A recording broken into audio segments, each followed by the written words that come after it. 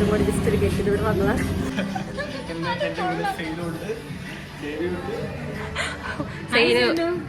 സെയിനും കുറച്ച് സീരിയസ് ആയിട്ടാണ് ഇരിക്കുന്നത്. പക്ഷെ ശരിക്കും ഇങ്ങനെയല്ല, വെറും ഷോ ആണ്. അതെ, ആരും ഇതുവരെ പോവാത്ത ഒരു സ്പോട്ടാണ്. നമ്മള് പുതിയ പല കാഴ്ചകളും കാണാനുണ്ട് ഗൈസ്.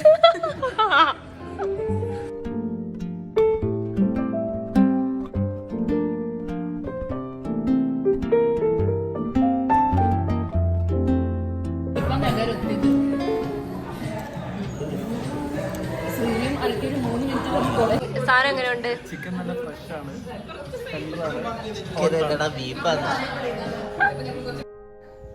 അങ്ങനെ ഞങ്ങൾ എല്ലാവരും ഇങ്ങനെ സംസാരിച്ചൊക്കെ ഇരിക്കുമ്പോഴത്തേക്കും അൽക്കയും ശ്രീയും വന്നു.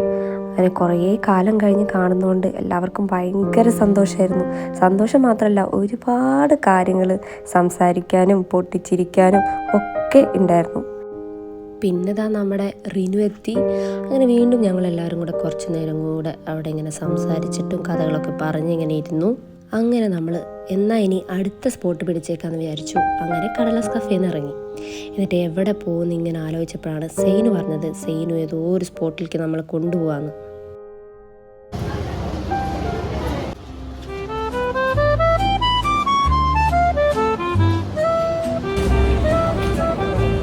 റിനു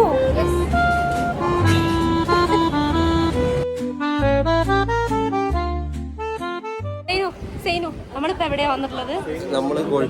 കോഴിക്കോട്. നമ്മള് കറക്റ്റ് എവിടെ നിക്കുന്നത്? നല്ല പുറത്ത്. സേനു ഇപ്പൊ നമ്മളൊരു ഗുദാം കഫേലെ, എവിടെ ഒരു ഗുദാമിൽ കൊണ്ടുവന്നിട്ടുണ്ട്. ഗുദാം കഫേ എന്നാണ് പേര്. അപ്പൊ നമ്മള് കേറട്ടെ.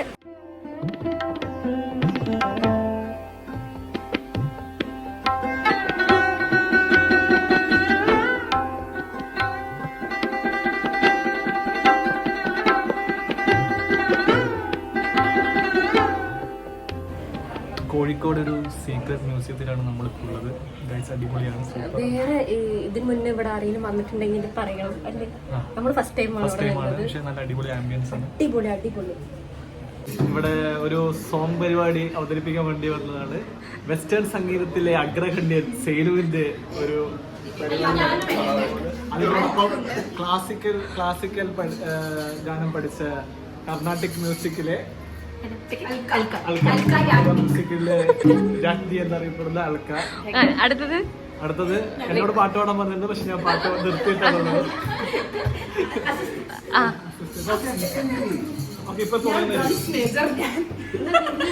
ഞാൻ തന്നെയാണ് ഇന്ത്യയിലെ ഏറ്റവും ഫേമസ്.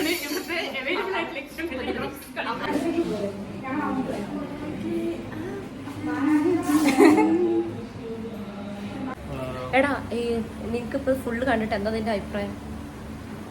അടിപൊളിയാണ്.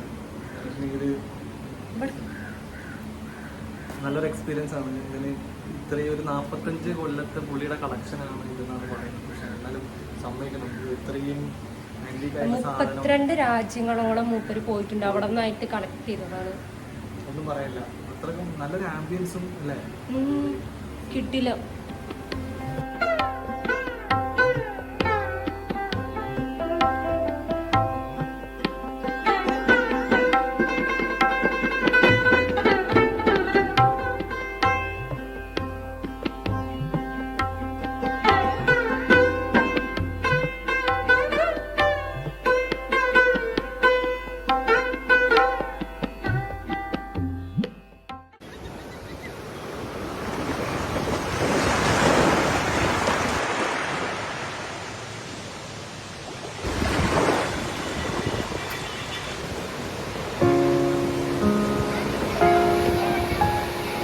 ഈവനിങ് ആയപ്പോഴത്തേക്കും ഞങ്ങൾ നേരെ ബീച്ചിലേക്ക് വിട്ടു.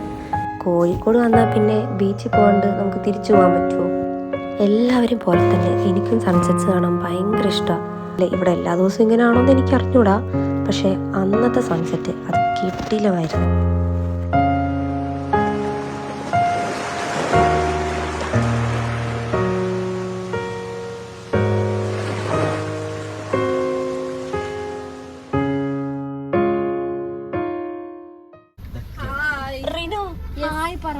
അയ്യോ, ഹായ് വേണ്ടത് കഴിഞ്ഞു.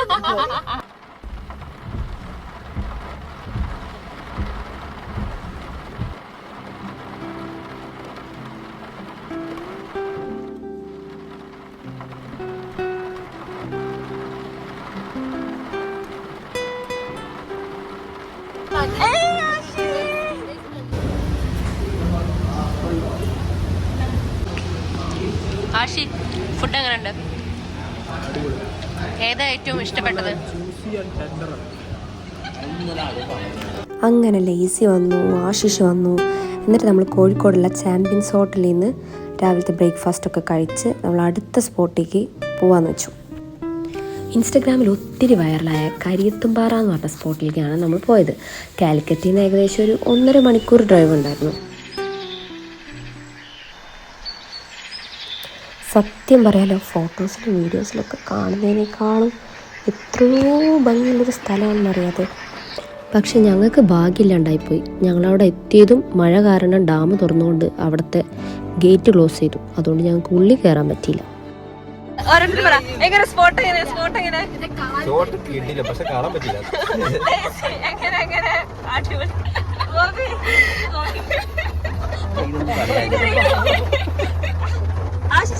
Once in a lifetime opportunity.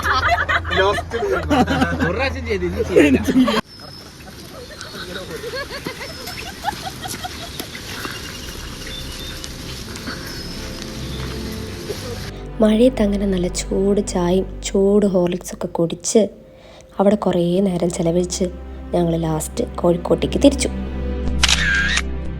ഓരോ ട്രിപ്പും കഴിഞ്ഞ് തിരിച്ചു പോകുമ്പോൾ നമ്മുടെ ഉള്ളിൽ വല്ലാത്തൊരു വിഷമം ഉണ്ടാവില്ലേ? എനിക്കുണ്ടായിരുന്നു ആ വിഷമം. ഇനി അപ്പോൾ അടുത്ത തവണ കാണാം.